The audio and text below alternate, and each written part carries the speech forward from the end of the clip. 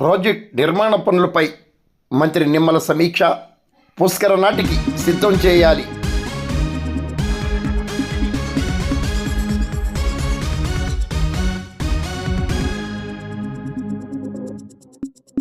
Polavaram project నిర్మాణ పనులపై రాష్ట్ర జలవనరుల శాఖ మంత్రి నిమ్మల రామానాయుడు అధికారులతో గురువారం సమీక్ష నిర్వహించారు.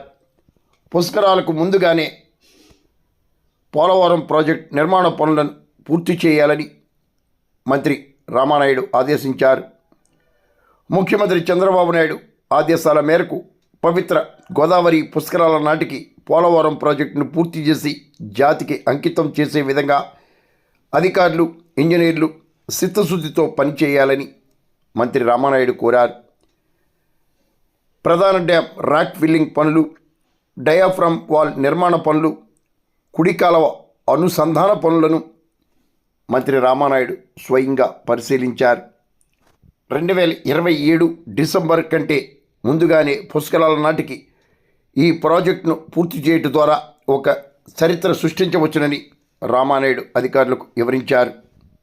Project adviser Venkateswara Rao, RR commissioner Prashanti, Eluru JC Abhishek Goud, project administrator V Abhishek, Rampachodavaram collector Suman Nokwal, EN Narasimha Murthy, mega engineering CEO Angar Satish Babu, project GM Gangadhar పాల్గొన్నారు. మొదటి క్షేత్రస్థాయి పర్యటన పోలవరంతో ప్రారంభమైంది.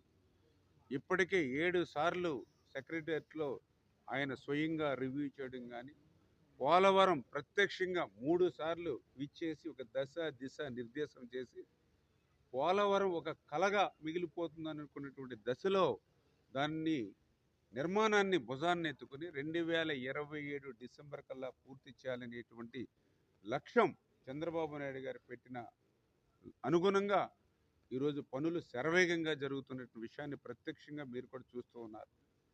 అందులో భాగంగా డయాఫ్రమ్ వాల్ ఆ రోజు 2020 ఆగస్టులో వరదలకి డయాఫ్రమ్ వాల్ నష్టపోయి తీవ్రంగా ధ్వంసమైనటువంటి స్థితిలో మళ్ళీ ఈ ప్రభుత్వ అధికారంలోకి వచ్చిన తర్వాత నూతన డయాఫ్రమ్ వాల్ 900 కోట్ల రూపాయలతోటి నిర్మాణాన్ని ప్రారంభించినటువంటి సంవత్సరం కాలంలోనే దాన్ని పూర్తి చేసేటువంటి విధంగా ఇప్పటికే 950 మీటర్లు 75% డయాఫ్రమ్ వాల్ని పూర్తి చేసుకుని రేపు ఫిబ్రవరి కల్లా డయాఫ్రమ్ వాల్ నూతన డయాఫ్రమ్ వాల్ నిర్మాణం పూర్తవుతుంది.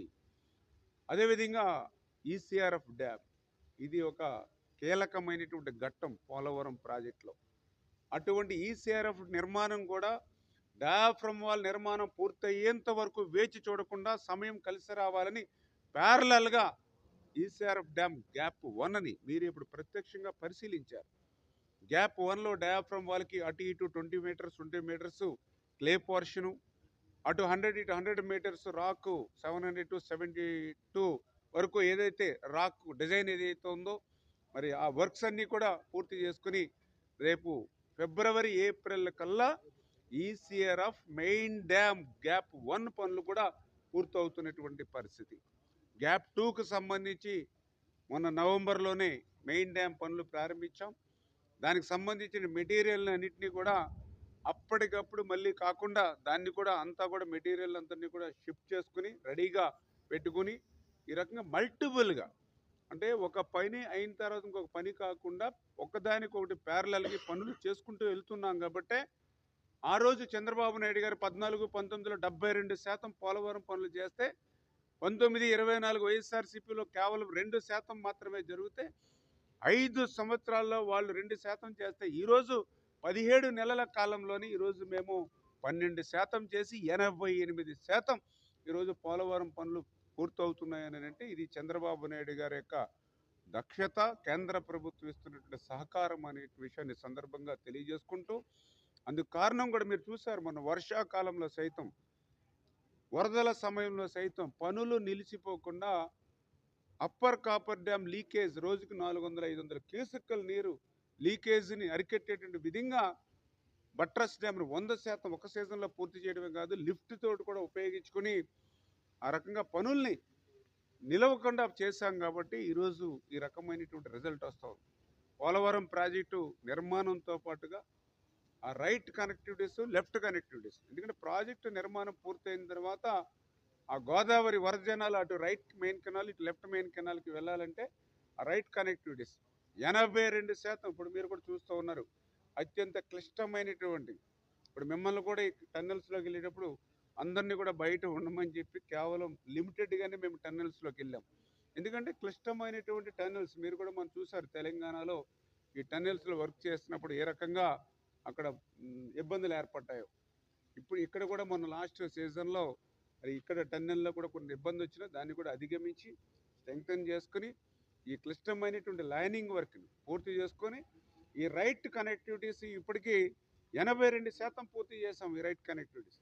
అదేవిధంగా లెఫ్ట్ కనెక్టివిటీ చూస్తే 62% పూర్తి చేసినటువంటి పరిస్థితి. అదేవిధంగా నిర్వాసితులు, ఈవేళ ఈ ప్రాజెక్టు నిర్వాసితులకు కూడా మొన్న సంక్రాంతికి 900 కోట్ల రూపాయలు ఇచ్చాం, మన దీపావళికి 1000 కోట్ల రూపాయలు ఇచ్చాం. ఏడాదిలో 2000 కోట్ల రూపాయలు ఈవేళ నిర్వాసితులకి ఈ ప్రభుత్వం ఇచ్చింది అని అంటే చంద్రబాబు నాయుడు గారి నిర్వాసితుల పట్ల చూపిస్తున్నటువంటి శ్రద్ధ అది ఒక నిదర్శనం. అందుచేతే ప్రాజెక్టుతో పాటుగా ఈ యొక్క నిర్వాసితులకు సంబంధించినటువంటి సమస్యలు కూడా 1 ఇయర్ బిఫోర్ అంటే 2026 డిసెంబర్ కల్లా పూర్తి చేయాలి నిర్వాసితుల ల్యాండ్ ఎక్వేషన్, R&R కాలనీలు అనేటువంటి ఆలోచన. ఇంకొక పక్కన జల విద్యుత్ కేంద్రం కూడా త్వరితగతిగా అది కూడా పూర్తి చేయాలని.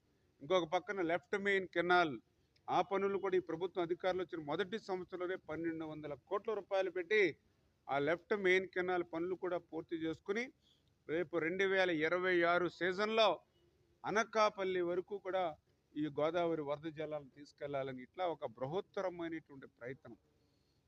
ఆ రోజునటువంటి ఇరిగేషన్ శాఖ మంత్రులు పోలవరం ప్రాజెక్టు ఎవ్వరికీ అర్థం కాదు, ఎందుకంటే మాకే అర్థం కాలేదు కాబట్టి ఒక ఇరిగేషన్ శాఖ మంత్రి 1/2%, 1/4% కాదు, ఎప్పుడు వచ్చామని కాదు, బుల్లెట్ దిగిందా లేదని ఇంకొక ఇరిగేషన్ శాఖ మంత్రి.